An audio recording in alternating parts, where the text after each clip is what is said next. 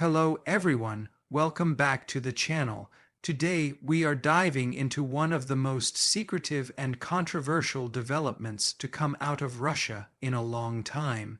A hidden court operating behind closed doors under the authority of Vladimir Putin has sentenced 8 men to life in prison for what Moscow describes as the massive and carefully orchestrated explosion on the Crimean Bridge.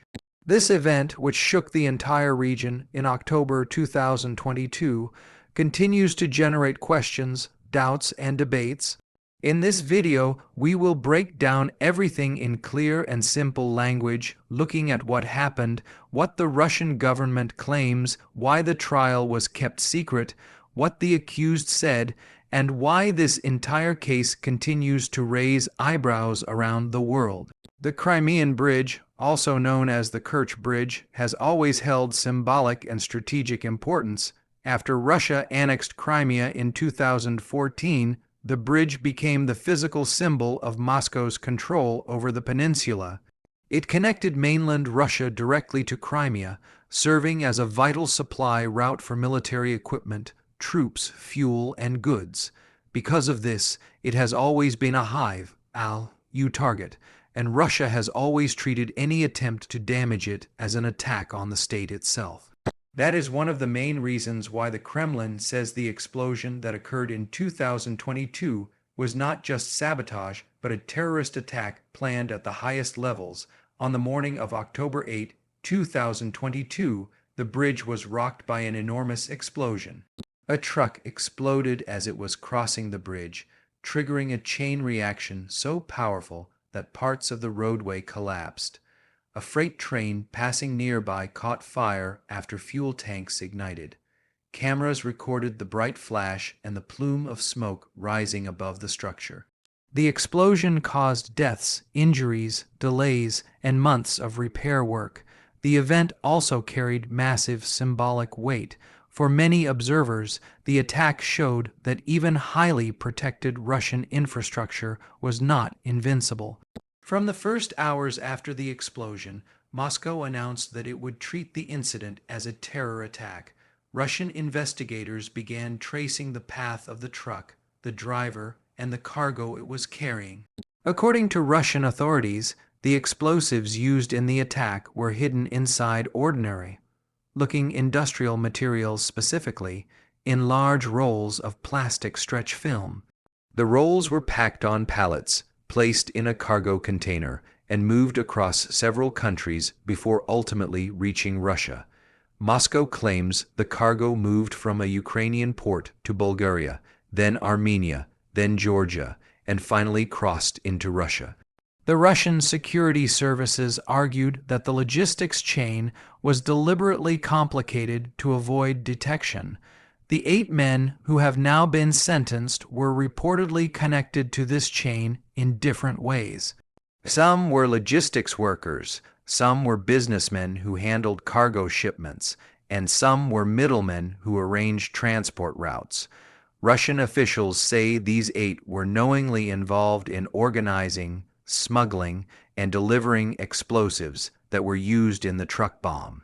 Because of this, they were accused of terrorism, illegal handling of explosives, attempted destruction of vital infrastructure, and participation in a criminal group. However, the entire case has been controversial from the start. The trial was kept completely secret.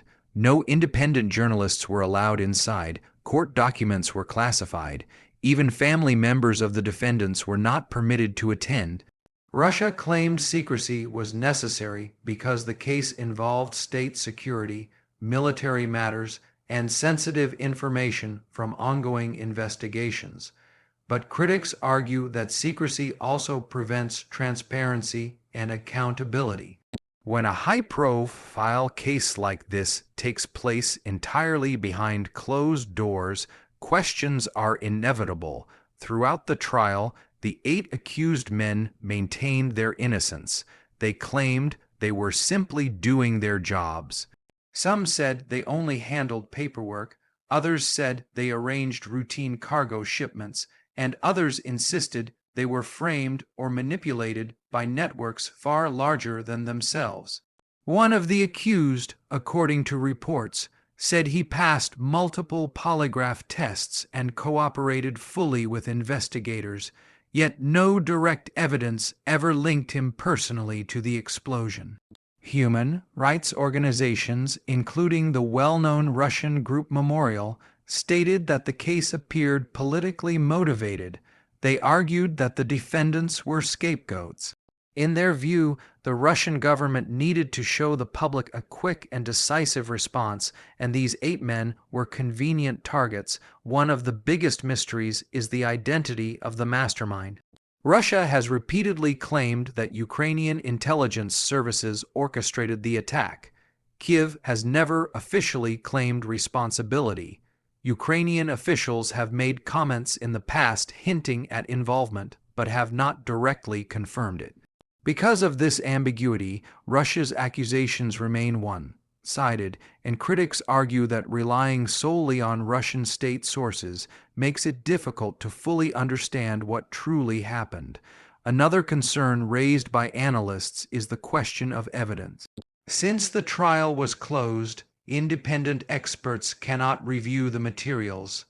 There are no publicly released forensic reports, no surveillance footage shown to the public, and no detailed testimony records. Russian authorities insist they have strong proof, but outside observers cannot verify it.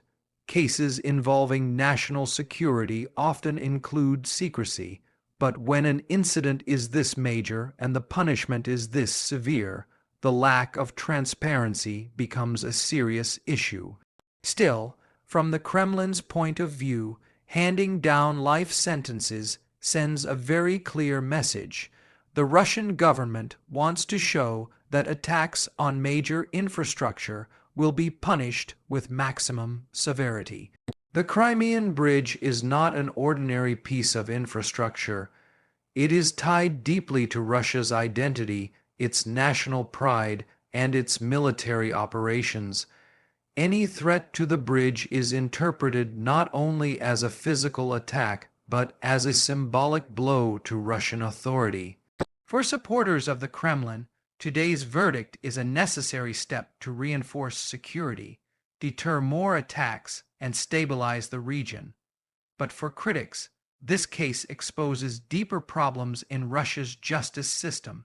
Closed trials, unclear evidence, and harsh sentences weaken confidence in fairness. During wartime, governments often prioritize security over transparency.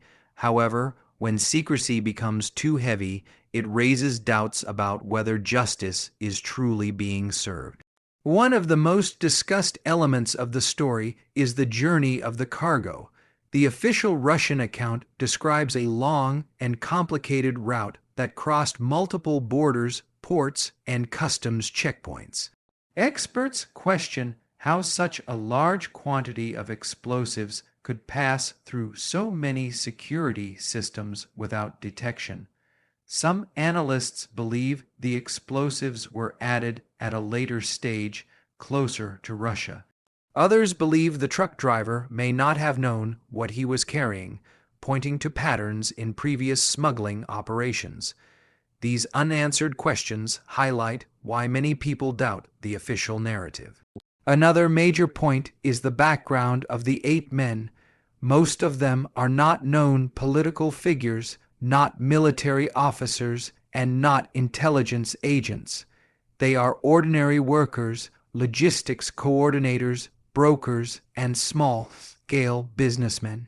Human rights organizations say it is highly unlikely that such individuals would have the capability to plan a sophisticated international bombing operation.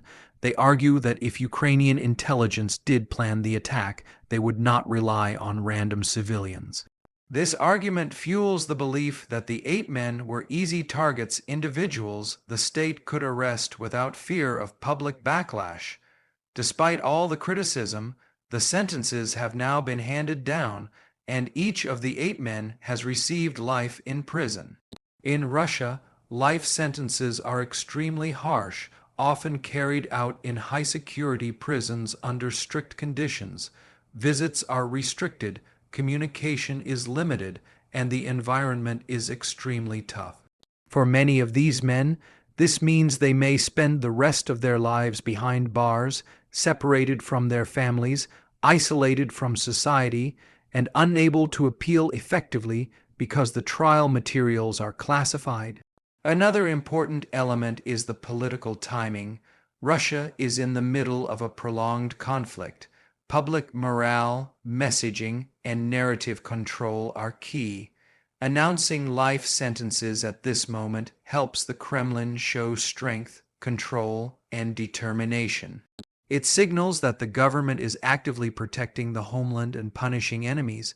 At the same time, it helps shift attention away from battlefield difficulties, economic pressures, and internal criticism. Critics believe the trial was timed strategically to reinforce public unity. As we continue to explore this story, it's important to understand the broader context of information warfare. Russia and Ukraine both use media, messaging, and narrative framing as part of their strategies. Every announcement, every press statement, and every verdict plays a role in shaping public opinion.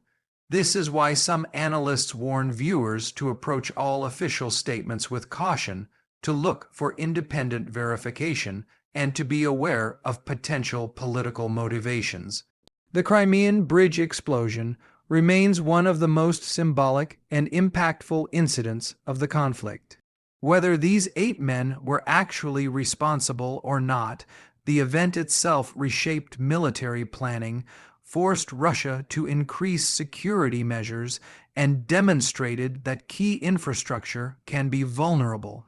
After the explosion, Russia strengthened inspections, added new checkpoints, deployed drones for monitoring, and changed safety protocols. The repairs took months, and even after reconstruction, the bridge faced additional attacks and threats.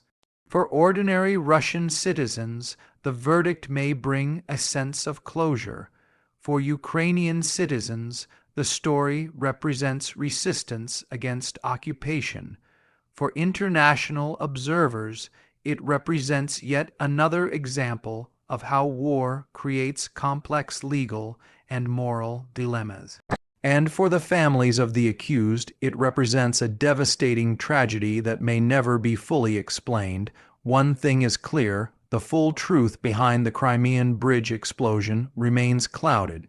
Without transparent evidence, without public records, without international investigation, the story is far from complete. What we have now is one version, the official Russian version, delivered through a secret trial that cannot be independently checked. Whether that version is accurate, incomplete, or intentionally shaped is something the world may not know for a long time.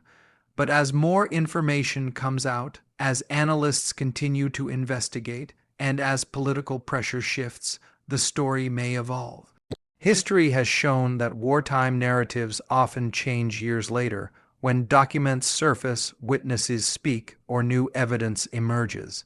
For now, all we can do is analyze what we know, question what we don't know, and understand that this case is not only about 8 men, it is about politics, war, symbolism, and the struggle for control.